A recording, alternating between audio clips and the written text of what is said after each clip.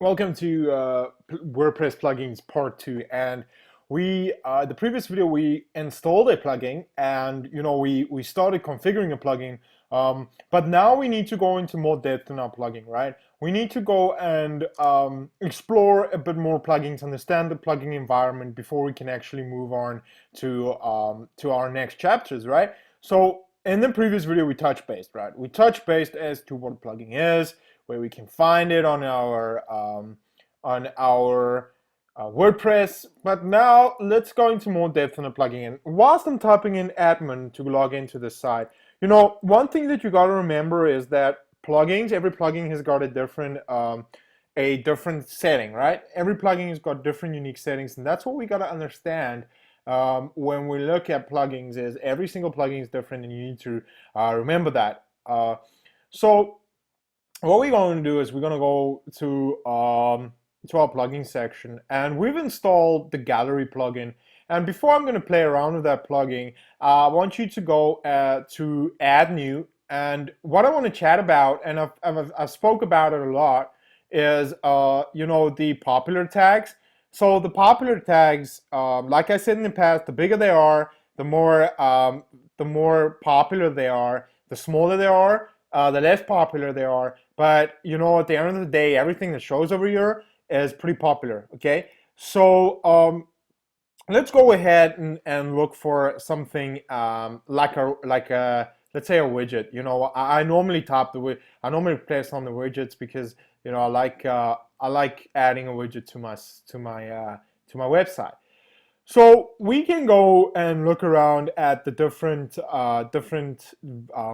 plugins available in the market. And maybe I've said this before, but I'm going to put a lot of emphasis on it because you need to make sure that the plugin you install or the plugin that you download is the correct plugin that's going to benefit you. So the first thing that you're always going to bear in mind when downloading a plugin is the rating, right?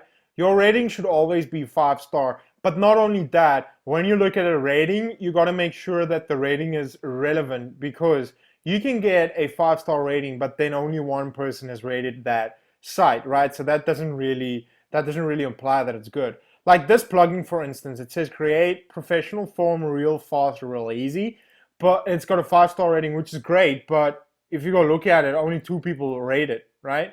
Only 2 people rated this plugin, which makes it kind of redundant, because now it's kind of going like, this plugin is not really that good because only 2 people rated it.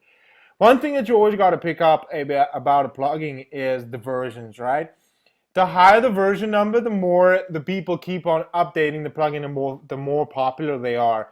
If like this one is version 2.1, which means like there's certain plugin had a couple of previous versions, so that means that it's got a lot of bug fixes. So that is a good thing, right? And you can also see the download times are pretty high. So a lot of people download this plugin, but they don't normally rate it. Because I've to be honest, I've never rated a plugin. So we always got to bear in mind that kind of stuff, and then just make sure that it's the plugin that you're looking for by reading through the description of the plugin. And then another thing is looking at the screenshots, because you want to make sure that the plugin that you're looking for is that you thought it would look like. You don't want to download a plugin that you thought it was good, and then when you open it up, it's so confusing and you don't know how to use it, right? So you always got to make sure that the plugin screenshot is relevant towards what you wanted to download. So that is the 2 main things: description and screenshots. The third thing that you always got to look at is the installation. The installation is quite important because sometimes it takes a lot of effort to install certain plugins. So you got to make sure that your installation is quite easy and that you understand your installation and where your plugin will be located on once you have installed that. That is quite important, right? So that is in essence basically looking at the different plugins. So I would always go for a 5-star. If I can't get a 5-star, it's got to be at least a 4-star. That's the one way of doing it. Other thing that you always got to bear in mind is the actual popularity of the plugin. If somebody recommends a plugin and someone is happy with a plugin in a forum, then go check out a plugin, make sure that it's actually what they said it is. But Most of the times it is, right? I had a customer that said that WooCommerce is a pretty good plugin, and it ended up being a pretty good e-commerce plugin. So, when people tell you the plugin is good, then it probably is. Word of mouth is probably the best that you can get. But if I go and I type in here WooCommerce, right, and I search it, then it pops up right at the top.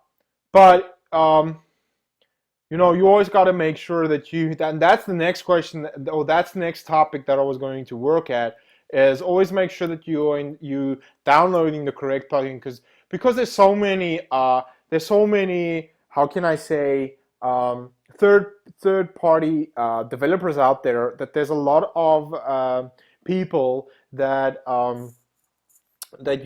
copies and mimics certain famous plugins. So you always got to make sure that you're downloading the correct plugin. Like, you would see the top one here. It says WooCommerce Checkout Manager. It's got a 3.5 star rating, but it's developed by this person. It's not really developed by the right person or the right company, right? So if we click on this guy's name and we have a look at who he is, we can maybe determine. You see, this guy is not he's not the guy that works for WooCommerce, so this is definitely a fake.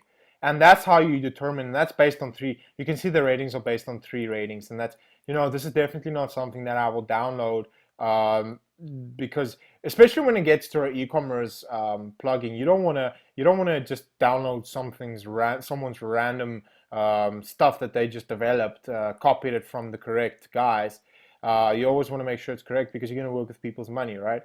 So that is, in essence, looking at plugins, like looking at what you always have to be aware of when you install a plugin into your WordPress. You always got to make sure, right? You always got to make sure that all those factors bear in mind: ratings, versions, who actually developed it. If it's a guy's name like this, then you shouldn't download it. If it's a company, then it's better off downloading it. You always go have a look at the details, the installations, and the screenshots, which is quite important.